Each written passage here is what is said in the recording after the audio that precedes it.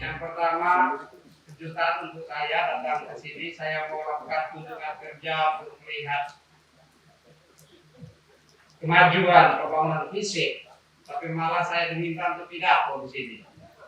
Tapi ya tidak apa-apalah, untuk saling membagi informasi.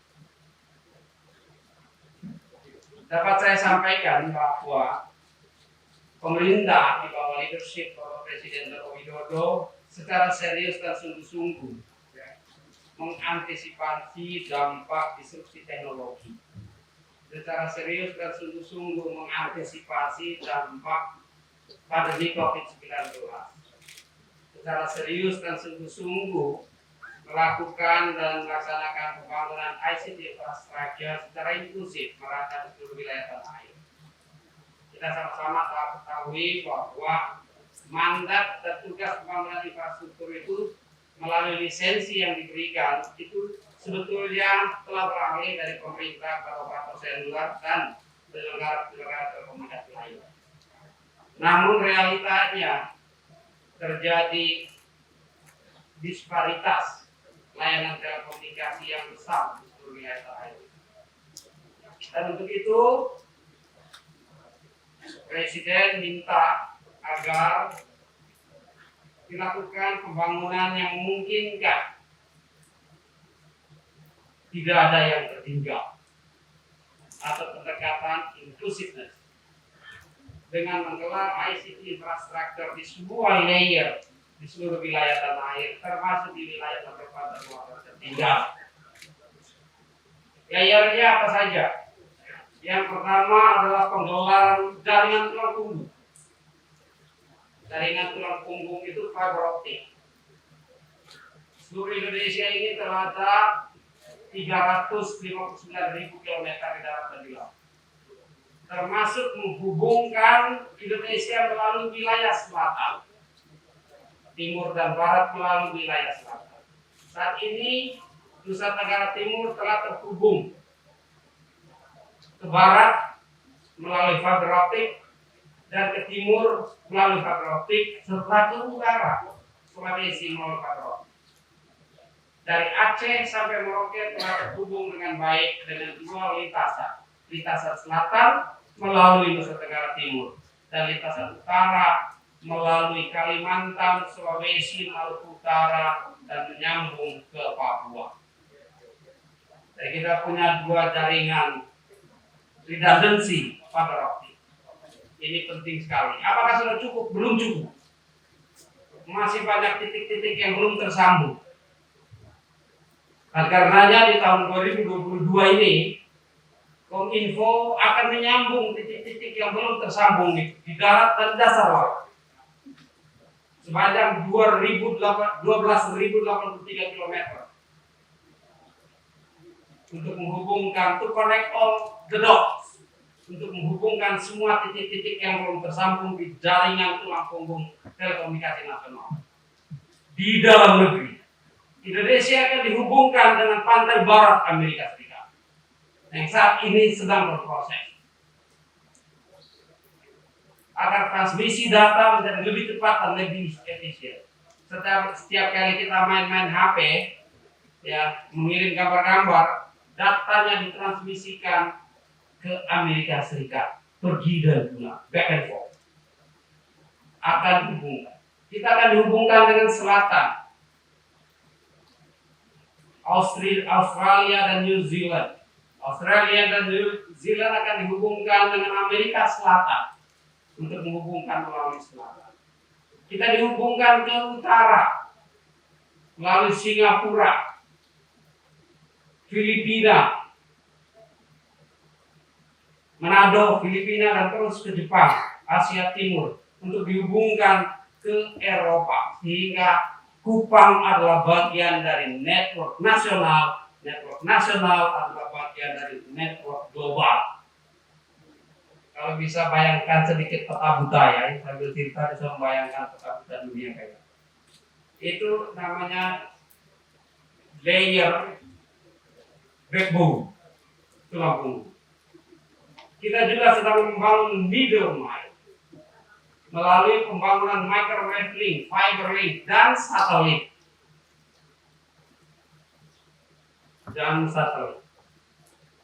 Salah satu satelit yang dibangun adalah Satria 1 atau satelit Republik Indonesia 1. Nanti di satelit ini, ya, di angkasa akan ada tulis itu Republik Indonesia, satelit Republik Indonesia. Jadi kalau ada orang dari Kupang sini ingin ke angkasa, nanti lihat, baca itu di atas, ada tulis satelit Republik Indonesia. Dengan kapasitas tadi yang disampaikan 150 gigabit per second untuk melayani 150.000 titik layanan publik di seluruh Indonesia. Apakah itu saja? Tidak. Beberapa waktu lagi ya kita akan juga mengumumkan pembangunan satelit backup atau yang disebut dengan hot backup satellite HBS atau HBS dengan kapasitas yang sama 150.000 bahkan lebih sedikit 150.000 gigabit per second. Satelit ini satelit terbesar di Asia, yang ini Satria 1, nomor 5 terbesar di dunia. Akan ada 2 satelit. Satelit backup akan segera diluncurkan. Kita harapkan lebih cepat dari satelit Satria 1. Yang mana dua-duanya nanti menjadi satelit aktif untuk melayani seluruh layanan titik layanan publik di Indonesia. Sudah cukup? Belum cukup juga. Saya sudah minta izin kepada Presiden akhir bulan ini dan awal bulan depan saya akan mengunjungi Eropa. Saya akan ke Prancis untuk melanjutkan rapat persiapan pembangunan satelit Satria 1 di Cannes di Prancis. Tahu kan? Cannes itu tempat artis film, ya. Cannes disebutnya.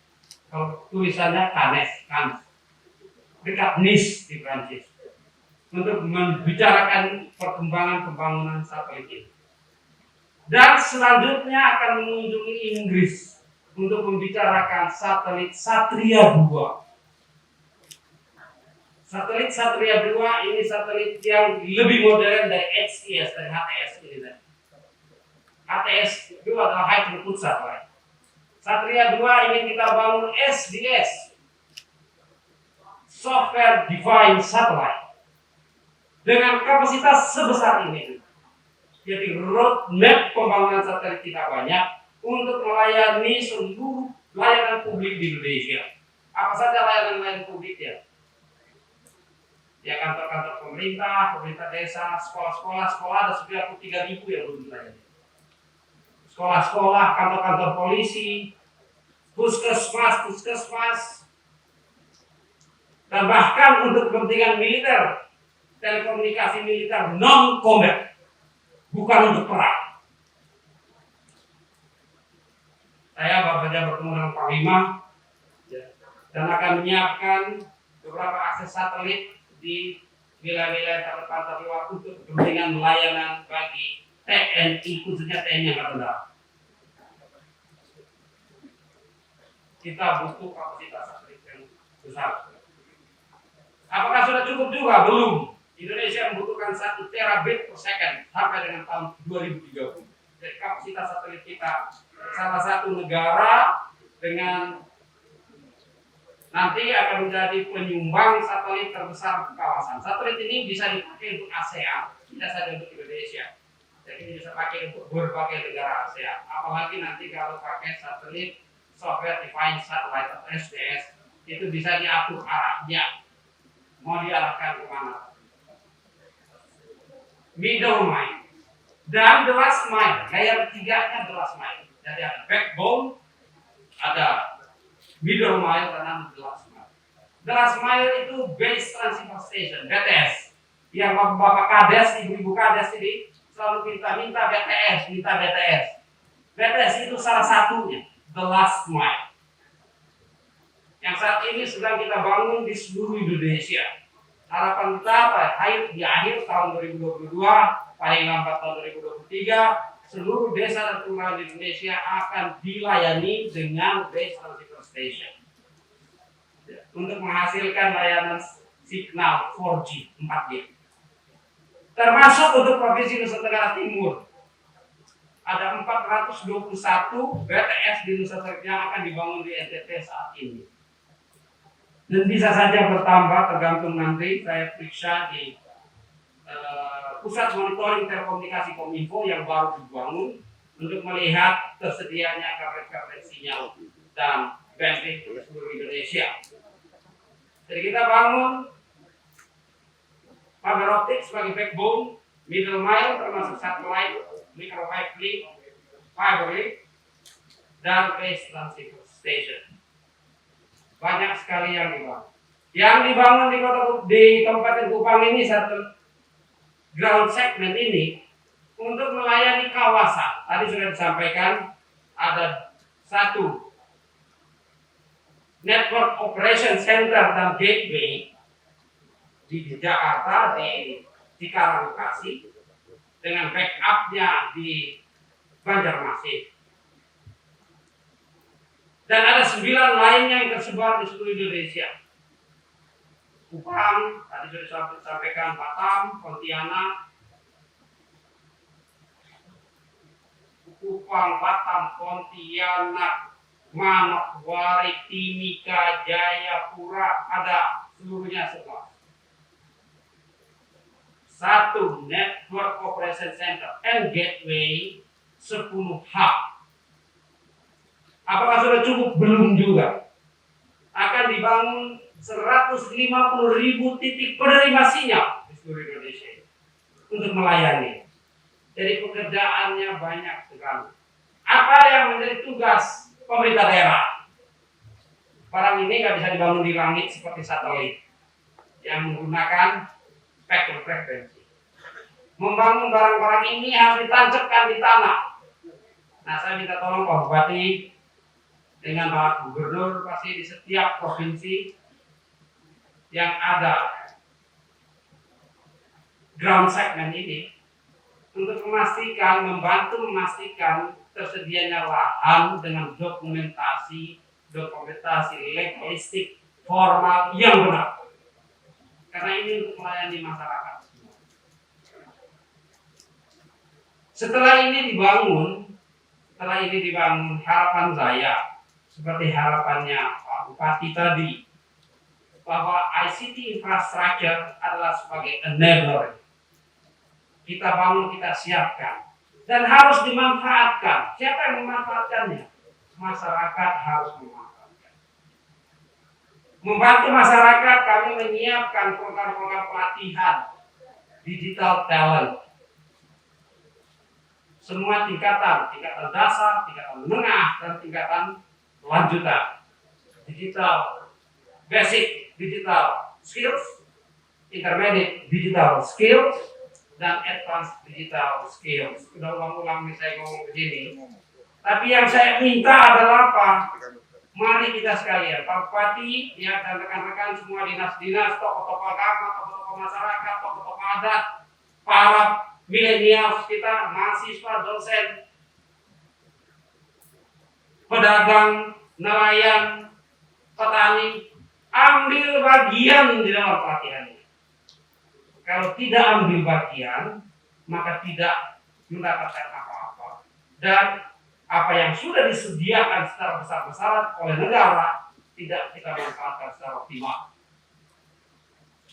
Jadi Pak Bupati, urus tanah baik-baik, ajak masyarakat itu pelatihan. Pelatihannya gratis dan online pula. Tahun 2021 yang lalu, pelatihan diberikan kepada 12,5 juta rakyat di seluruh Indonesia. Tahun ini 5,7 juta yang akan dilatih. Saya sedang minta untuk supaya juga 12,5 juta. Sehingga di akhir tahun 2024 nanti setidaknya ada 50 juta rakyat yang sudah literasi, yang sudah memahami bagaimana menggunakan handphonenya dengan benar. Pelatihannya terkait dengan kecakapan digital skill, terkait dengan keamanan digital safety, terkait dengan budaya digital culture. Jangan salah barang ini tadi, hoax, misinformasi, disinformasi, atau pemanfaatan yang tidak berguna, terorisme, prostitusi, perdagangan ilegal, keuangan ilegal, perjudian dan lain sebagainya. Jangan. Ya, pelatihan terkait digital culture dan digital ethics, etika berdigital itu disiapkan. Disiapkan juga untuk intermediate skills, pelatihan yang terkait dengan cloud computing, big data, artificial intelligence, coding, augmented reality, virtual reality yang sekarang sedang heboh-hebohnya, metaverse. Untuk para milenial, tamatan SMA atau sekolah menengah atas dan sederajat, para sarjana-sarjana baru, ambil bagiannya, gratis pula. Tahun ini 200.000 orang yang disiapkan di pelatihan itu. Kalau tidak ambil, nanti somebody else will do. If you don't take it, somebody else will take it. Kalau kita tidak gunakannya, nanti yang lain akan gunakan. Saya juga minta Kepala Dinas Kominfo, rekan-rekan yang terlibat dalam pengambilan kebijakan digital di wilayah masing-masing untuk mengambil bagian di program Digital Leadership Academy untuk advance digital skills. Menghasilkan master mentor. Tadi Pak Bupati menyampaikan mau masuk ke SPBE, Electronic Government. Saya sedang mendorong Smart City. Di Nusa Tenggara Timur juga saya dorong supaya Smart City. Jadi kita punya ekosistem kota cerdas, kota-kota cerdas. Tapi kita perlu SDM, perlu pengambil kebijakan. Saya sediakan 300 orang setiap tahun para pejabat-pejabat ini untuk ambil bagian di dalam. Gratis pula. Dan startup founders yang memberikan materinya atau kuliahnya, kurikulumnya. Kami sudah bekerja sama dengan 4 universitas top di dunia ini. Di Singapura ada National University of Singapore. Di Beijing, Tsinghua University di Beijing. Di Inggris, Oxford University. Di Amerika, Harvard Kennedy School. Nanti kalau ikut dapat ijazah Harvard Kennedy School ijazahnya, tidak perlu pergi ke Amerika sekolah dari sini, tapi ikut ambil bagian. Tidak bisa bahasa Inggris, nanti ada penterjemahnya. Yang penting ada kemauan. Kalau ini bisa kita menghasilkan digital talent di daerah kita, maka kita harapkan downstream atau hilirnya digital kita dimanfaatkan oleh masyarakat kita, Pak Bupati. Mama-mama di rumah bikin pisang goreng, ya bikin kokis, kue-kue, bikin tenun, ya bikin segala macam. Artisan lokal, karifan-karifan lokal yang bisa menghasilkan karya-karya seni, produk-produk seni, bisa dijual langsung ke marketplace yang melalui platform digital. Dibawa, diantar melalui aplikasi logistik digital. Dibayar hasil jualannya dengan memanfaatkan pembiayaan atau cara bayar digital. Bank Indonesia sudah menyiapkan QRIS, QR Indonesian Standard. Sudah disiapkan. Kita harapkan 64 juta UMKM kita secara bertahap digital onboarding, ambil bagian di dalam digital. Kalau itu kita kompak bekerja bersama-sama dalam gotong royongan nasional kita, mudah-mudahan kita akan meloncat, leapfrog, loncat ke depan dalam recovery dan pemulihan ekonomi nasional kita. Itu gambaran besarnya. Bupati, Bapak Ibu, rekan-rekan sekalian, tugas ini tidak gampang tentunya. Ada banyak kendala, ada banyak masalah, ada banyak tantangan-tantangannya. Tetapi saya meyakini kalau kita membangun komunikasi yang baik, saya tidak pernah bosan juga untuk menyampaikan walaupun panjang, tapi juga ngomongnya ulang-ulang, tidak bosan menyampaikan ini berulang-ulang. ya untuk membangun dan membuka pemahaman bersama. Kalau kita paham, kita tahu harapannya, kita ambil bagian di dalamnya. Dengan mengambil bagian di dalamnya, maka transformasi digital, akselerasi transformasi digital Indonesia niscaya akan berhasil. Marilah bersama-sama kita lakukan, laksanakan yang terbaik. Kepada para kontraktor, ya rekan-rekan mitra kerja, tolong kerjakan ini dengan baik, meet your schedule, tepat waktu. Ya. Ada kendala, dibicarakan, didiskusikannya dengan baik. Ini tidak gampang. Setelah ini kita akan membangun 120.000 titik lagi yang akan dibangun setiap tahunnya untuk menerima sinyal dari langit sana, dari satelit dikirim ke stasiun bumi sini, ke perangkat-perangkat di seluruh wilayah sini tadi untuk layanan publik itu, sehingga edutech, education technology, health tech, teknologi kesehatan, e-commerce, financial technology, dan aplikasi teknologi lainnya bisa kita manfaatkan dan gunakan sebesar-besarnya di Indonesia. Terima kasih. Assalamualaikum warahmatullahi wabarakatuh. Shalom, Om, Santi, Santi, Santi, Om, Salve.